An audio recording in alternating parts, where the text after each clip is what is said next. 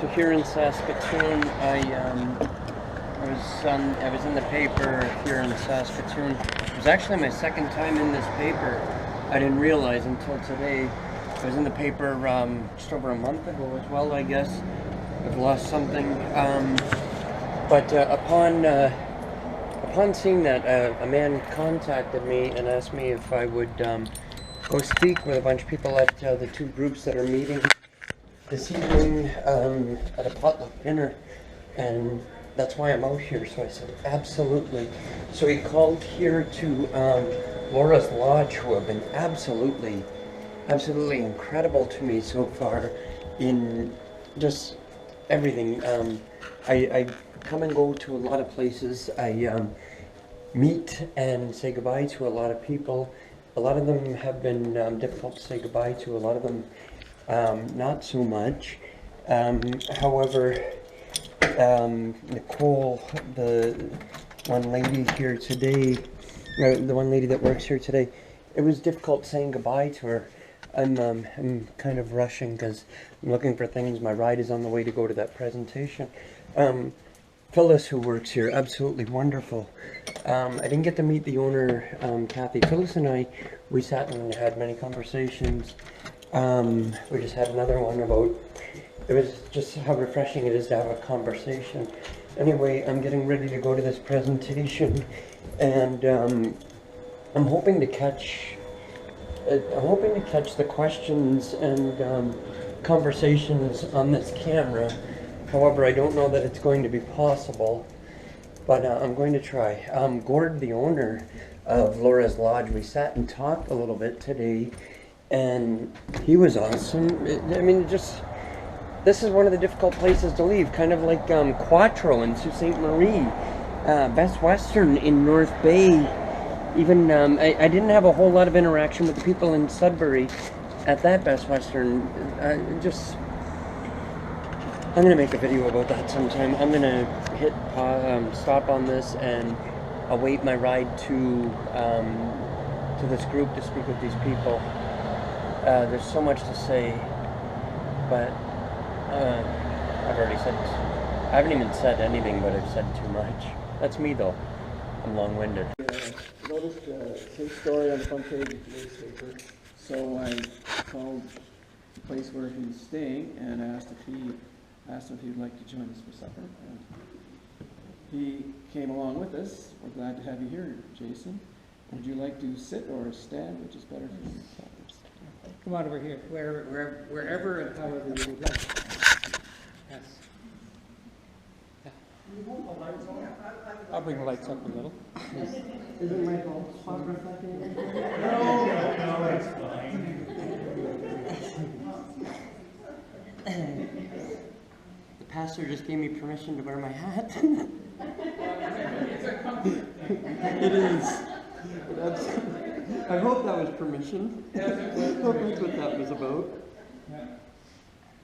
It's been a while since I've done a presentation in a church, and you know, it's funny. Not long after Doug called me, I was sitting outside. The lodge, Laura's Lodge, and I mean, I've had a wonderful feeling of home there for the last couple of days. Saskatoon, Saskatchewan's been difficult on my walk for homelessness, but I was sitting outside. I don't want to hide that I'm a smoker. I was smoking a cigarette, and I started singing, "Go ahead and hate your neighbor, go ahead and cheat your friend, do it in the name of heaven, you can justify it in the end." You know, and Doug told me that he invited me, and he said this was going to take place at a church. I sing that song quite often when I'm walking. I sing a lot. Well, I think I'm singing. Other people think coyotes are being beaten. But I'm walking down the highway, and I sing that song quite often. It pops in my head, and I often wonder if there's a reason it pops in at times. And after hearing, I don't know whether to call it a sermon, after hearing this service tonight, the Thanksgiving, being thankful for everything that we've got, after hearing all that, it made sense to me why I started singing that. I've known for quite some time. I had a huge passion pursuing the priesthood in high school. However, I had a fallout in certain areas of life, and I stopped pursuing that. But I realized a long time ago, my neighbor doesn't have to live in a house. When it says, love thy neighbor, it's love my fellow man or woman, as it were. It doesn't mean love the person and whether you're keeping up with the Joneses or not, or whether it's an apartment. It's love your fellow man. And if loving them is just understanding that there's a story behind their story and accepting them as a human being and being worthy of a place in the society in which we live, which is all too often become cruel these days, be it as a result of greed or whatever it is. I don't just want to fight for the homeless. I don't fight, so to speak, but I hope you understand what I mean. It's the impoverished, the downtrodden, the people that are struggling as a result of, unfortunately, be it monetary circumstances, call it what you will. But furthermore, these people, I struggle with them being victimized as a result of being victims or being in a hurting situation. And I've heard it. Not all homeless people get beaten up. You know, it's more, I've been beaten up many times. It doesn't hurt as bad as being looked at and being told, you make our neighborhood look bad, get out. Having $5 thrown at me and said, we get the point, get out of town. Why? Because I don't have a home. I mean, I am employed. Well, I'm not employed while I'm walking across Canada. But when I'm home, I'm employed as well as on a disability pension. I live in substandard housing, but the reason for that is so that I can do what I'm doing. I stayed homeless for a long time. Now I live in a makeshift apartment, if you will. I'm no longer picked on as bad, and the media picks up my stories more now that I'm not a homeless man walking across the country. I called the Winnipeg television station, and I told them about my walk, and she said, what's so special about you that makes you think people will want to hear you? I said, well, I'm human, kind of like yourself. I'm no more or no less special than yourself or any celebrities whom I had to make it a point. I'm a little bit proud, perhaps, that some of the celebrities that I've got to meet on this walk, whether it's Prince Charles that I've got to meet with, or whether it's the Prime Minister of Canada, no one is more special because of their social status or rank. We're all human beings. I'm special for that reason. And she said, you win. And the cameraman showed up in 15 minutes.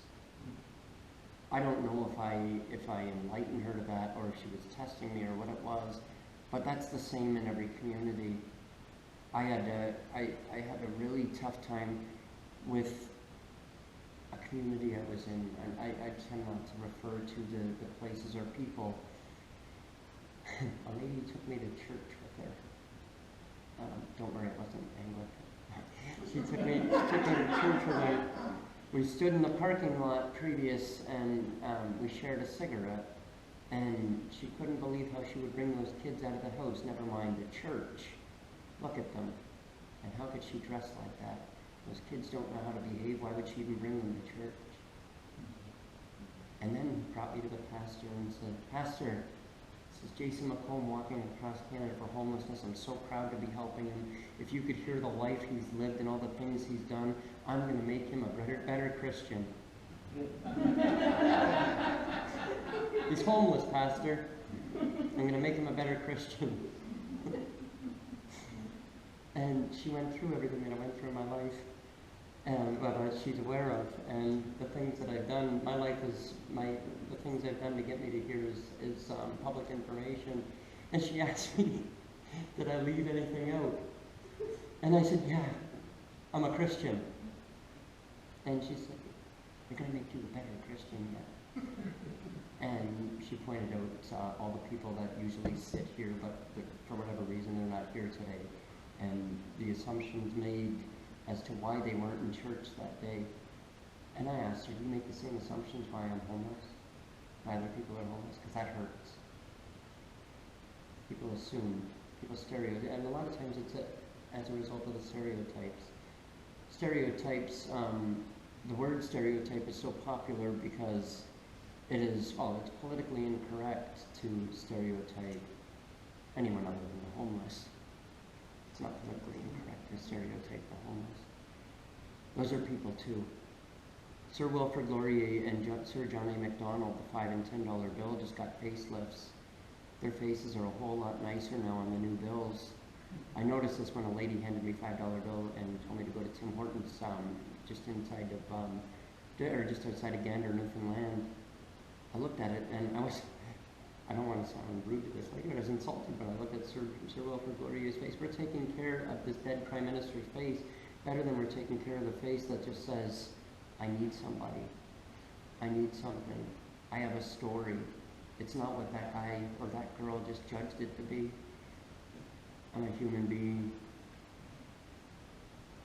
One of these seats could be filled by somebody that, should they not have gone through what they've gone through, could be coming to know the things that we're coming to know about the things we learn here. About Thanksgiving, as we just heard, giving thanks for what we've got. The most famous homeless man in the world, the world's best-selling book has always been the Bible. The words that are written in red in the Bible came from the world's most famous homeless man, a man we worship, a man that's our gateway, because no one comes in, no one goes to heaven except through him. But the people among us today that are homeless, they're not good enough for us because we've got homeless, or because they're homeless. Hypocritical, perhaps? Selective, perhaps? I don't know. I'm not saying that any of the people or any one person in this room is that way. However, that's what it's become for so many. I've had my face kicked in for being homeless in an area where I shouldn't have been. A man, not long ago, set on fire by two men in a bus shelter because he was making the community in Cape Breton look bad, like it had homeless people. I don't know when homeless became leprosy or the plague.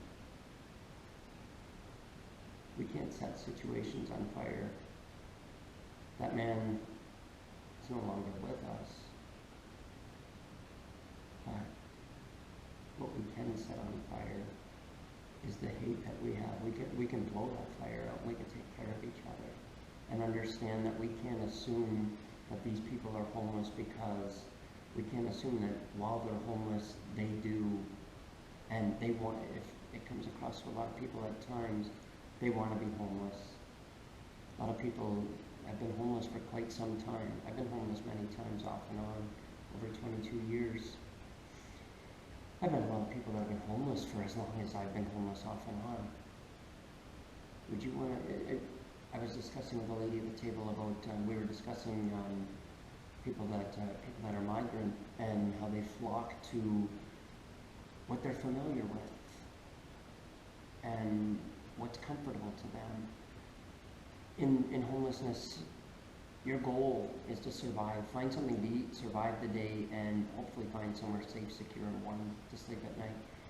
When we set goals as, I'm assuming, and I shouldn't, but everyone's housed or in a stable situation, when we set a goal and we achieve that goal, we set like-minded goals over and over. When your goal is to live and eat and sleep, that becomes your like-minded goal, and you do that daily. And that becomes your routine. And when society, when you're in a society that treats you the way that many are treated as a result of simply being homeless, would you really want to become part of a mean society? I think not. I'm sure if I brought everyone, if I said I'm going to take you guys to a gang clubhouse right now, not making mention of any kind of gang or something, but it's foreign to us. If we went in there, a whole bunch of criminal activity gangs, the vocabulary is going to be different. it's going to be a threatening environment, and we're probably going to be looked on a little differently because of where we just came from and how we're dressed. The same can be said for the homeless getting into a situation, civilized as it were. Gives a bad taste in my mouth, right? That's a reason for my taste. But essentially my message is we're all human beings, we're all worthy. Stereotypes and stigmas are wrong. And if we don't know the story behind the story that's sitting in front of us, it's not right of us to get the eraser out and write their book as truth and pretty much sell copies of it to everyone except for that story that actually we're writing falsely. We're all human beings and we need to take care of each other. And if loving somebody just means leaving them alone, just leave them alone. That's pretty much it's my centered message. I'm in a church. I come from the streets, and that lady will make me a better Christian. So, and my vocabulary will be better. Well, you know, you should write her a postcard. It work. I'll send her a copy of this video. Yeah. We shouldn't assume who's a better Christian, right? It's not right of us. Again, go ahead and hate your neighbor, go ahead and cheat your friend, do it in the name of heaven. We can justify it in the end. If we're justifying it in the end, we're justifying it to that one that judges us. Can And you tell us a little bit about how long you've been traveling and what your current trip is about and how long you expect to keep on going? I'll tell you the same thing I tell reporters when they ask how long I'm going to keep going, until I get to Vancouver or until I'm justifying it in the end. I started April 1st of last year in St. Thomas, Ontario, where my office is, just outside of London, Ontario. I walked through as many communities as I could, or as many communities up until Toronto, Ontario, where I met with my MPP for the area that I'm in. My organization is not politically affiliated. However, I am Jason McComb, and this man is a wonderful man, MPP Jeff Herrick. He brought me into Queen's Park, and he taught me so much about politics in such a short time. Bought me lunch, and I was on an airplane to Newfoundland. In Newfoundland, I began walking. I'd never been to Newfoundland before. The CBC reporter in, I think it was New Vander, she said to me, "There's a reason we call it the Rock Fight." I was walking up a mountain or down a mountain the whole time.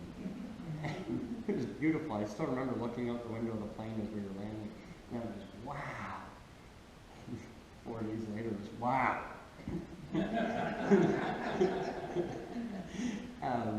I turned this into, I'm not walking across Canada, I'm walking, I want to talk to as many people as I can. I want to meet as many people as I can, so I'm zigzagging all through. I went on up Conception Bay. I ran into a friend from St. Thomas. He lives out there now, and that was on Easter weekend. Good Friday is, I stayed at his house, and then I kept moving. I got into Nova Scotia, and by the time I was just about to cross at Port Hawkesbury, Prince Charles and Camilla were in Halifax, and I bugged his PR team, and this I'm sure is indicative. I'm very long-winded. I don't shut up. Well, I didn't shut up to his PR team, and I didn't get an answer, so I showed up. I got to meet Prince Charles and Camilla. It was a great, I'm going to say 3.5, 4 minutes with Prince Charles. I couldn't believe he gave me that long. He took one of my hats, which almost got me shot as I snuck it to him. The picture of the British intelligence agent reaching for his gun is a proud moment. And then the following day, I'm quite sure that that it's not a popular show among the church. I met with actors from the Trailer Park Boys, and it helped. Prince Charles, Trailer Park Boys, you know, whatever. Ricky and Bubbles. Ricky, Bubbles, and Chuck. No, I forgot to mention Clara Hughes. I got to meet with her. We met at a church at the same morning in Gardner, Newfoundland. She put a gold medal on me, which inspired me. I got to ride a bike across Canada. She's a wonderful woman. She's on TV all the time right now because she released her book. She's a really strong woman.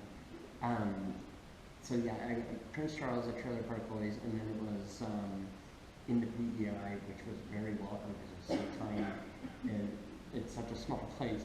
I met with bikers. I met with, some of them were Christian bikers, some of them were bikers against child abuse, some of them ties with both, and then there were some of the outlaw bikers. These are human beings, just like the homeless. They can help people out. And then I was with an RCMP officer that drove me to my interview after waving bye to the guys from a specific motorcycle gang that I had coffee with. And I was on the radio, and I explained to the radio guys, you know, whether they're wearing a police uniform, a politician's suit, a motorcycle gang outfit, whatever it is, these are human beings capable of helping human beings. There's a song by Montgomery Gentry, a country song, Some People Change. A lot of people, and this is where I really struggle with the lady that's going to make me a better Christian, told me people don't change, but also told me to repent.